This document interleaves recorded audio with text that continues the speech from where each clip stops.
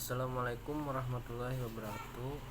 Perkenalkan, nama saya Ahmad Yorana, NPM 182006655, lokal non 7E non reguler. Yang saya hormati Bapak Arsyad SPD MAP selaku dosen mata kuliah Ekonomi Politik. Puji syukur kehadiran Allah Subhanahu wa taala, Tuhan semesta alam. Salawat dan salam semoga senantiasa terlimpahkan kepada Nabi Muhammad SAW beserta keluarga dan para sahabat dan pengikut yang setia. Alhamdulillah wa syukurillah, berkat rahmat Allah dan anugerahnya saya dapat menyelesaikan makalah mengenai politik ekonomi kerakyatan dalam mata kuliah ekonomi politik. Tidak lupa saya juga mengucapkan banyak terima kasih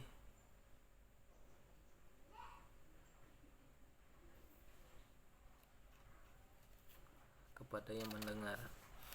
Harapan saya semoga makalah ini dapat menambah pengetahuan dan pengalaman bagi pendengar. Saya menyadari masih banyak kekurangan dalam makalah ini. Oleh karena itu, saya sangat mengharapkan saran dan kritik yang membangun dari yang mendengar demi kesempurnaan makalah ini. Langsung saja saya akan menjelaskan makalah saya. Latar belakang. Ekonomi kerakyatan berpedoman pada sila keempat Pancasila yang didefinisikan secara sederhana bahwa istilah ekonomi kerakyatan akan mengandung unsur demokrasi. Di dalamnya, ekonomi rakyat atau ekonomi kerakyatan bukanlah sebuah mazhab ekonomi baru, namun hanya sebagai konstruksi pemahaman dari realita ekonomi yang guna terjadi di negara berkembang. Konsep ekonomi kerakyatan adalah sebuah konsep politik perekonomian yang memusatkan pembangunannya pada rakyat. Konsep ini menetapkan koperasi sebagai medium pencapaian hasil tanpa kesampingkan peran pasar dan negara. Ekonomi rakyat berkembang sesuai dengan kondisi masyarakat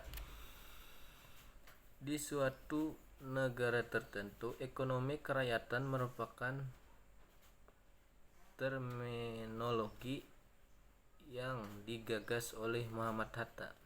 Ekonomi kerakyatan adalah sebuah situasi perekonomian di mana berbagai ekonomi diselenggarakan dengan melibatkan partisipasi semua anggota masyarakat.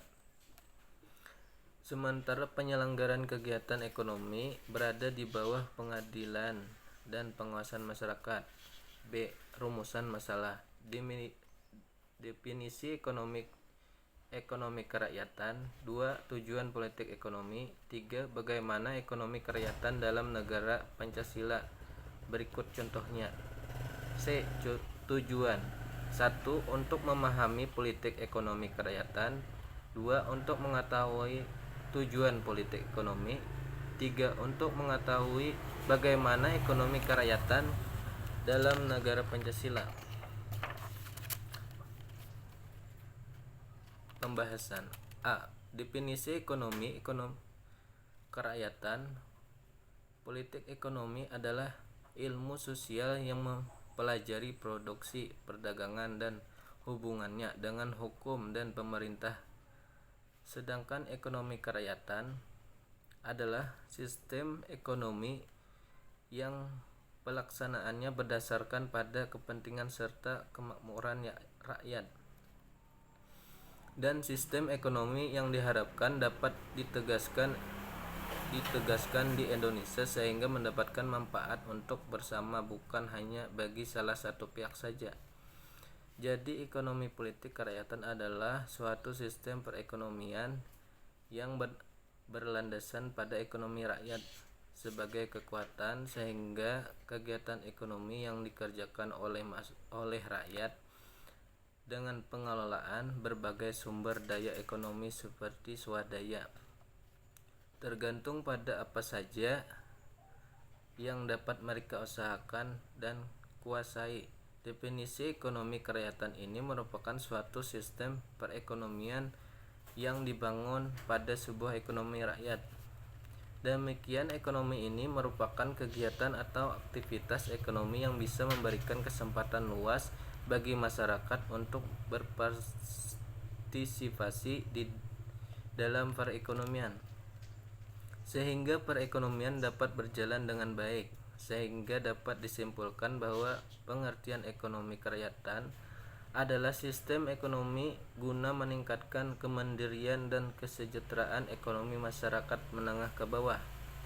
Sejak sebelum kemerdekaan, ekonomi kerakyatan di Indonesia sudah diterapkan dan menjadi salah satu pilar perekonomian negara kita hingga sekarang. B.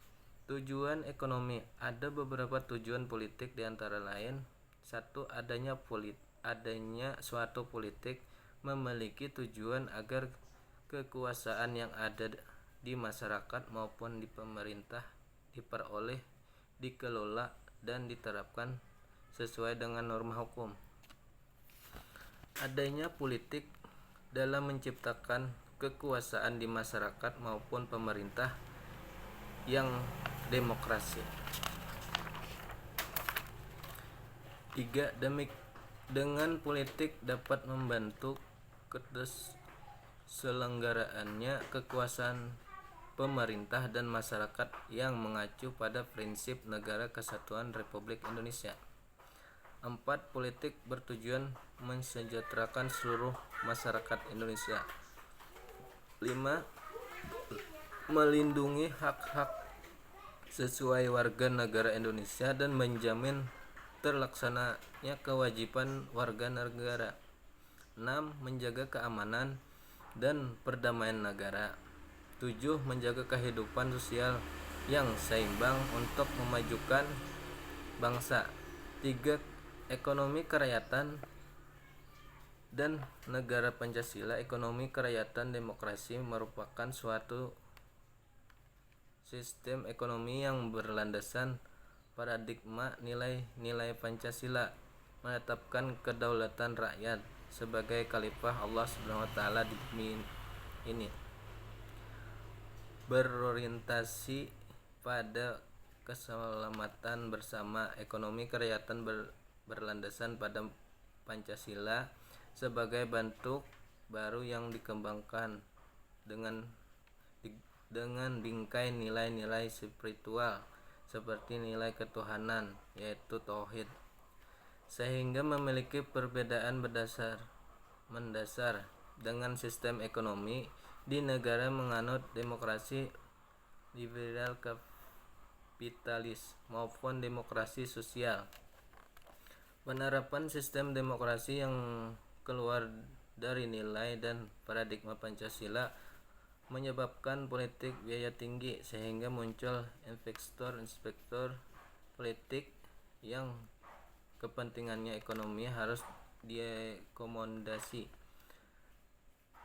termasuk hegemoni kapitalis dan pengaruh globalisasi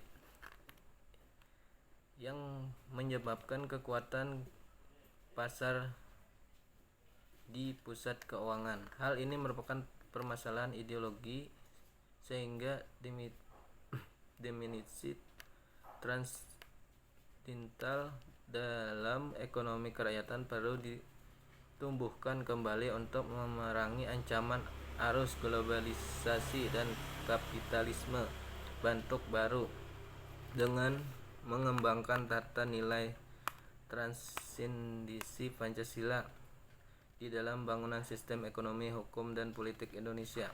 Contoh ekonomi kerakyatan dalam Pancasila antara lain: 1. Pendiri koperasi, 2. Penguasaan sumber daya BUMN. Dalam pemahaman ini, penguasa sumber daya negara BUMN semakin besar kapasitas BUMN dalam mengelola kerakyatan yang akan semakin banyak pula pendapatan bisa dihasilkan untuk menunjang pembangunan. 3. Biaya pendidikan gratis. Sesuai prinsipnya, ekonomi rakyat perlu mengupayakan pendidikan bisa dinikmati siapa saja tanpa memandang status ekonomi. Oleh karena itu, biaya pendidikan gratis minimal sampai 12 tahun adalah salah satu contoh ekonomi berwawasan kerakyatan. 4. Bantuan pendanaan UMKM. Contoh berikutnya dari ekonomi rakyat adalah pendanaan UMKM baik oleh negara maupun investor swasta. Dengan adanya bantuan pemodalan usaha, UMKM berkesempatan mengembangkan bisnis sehingga punya skala lebih besar.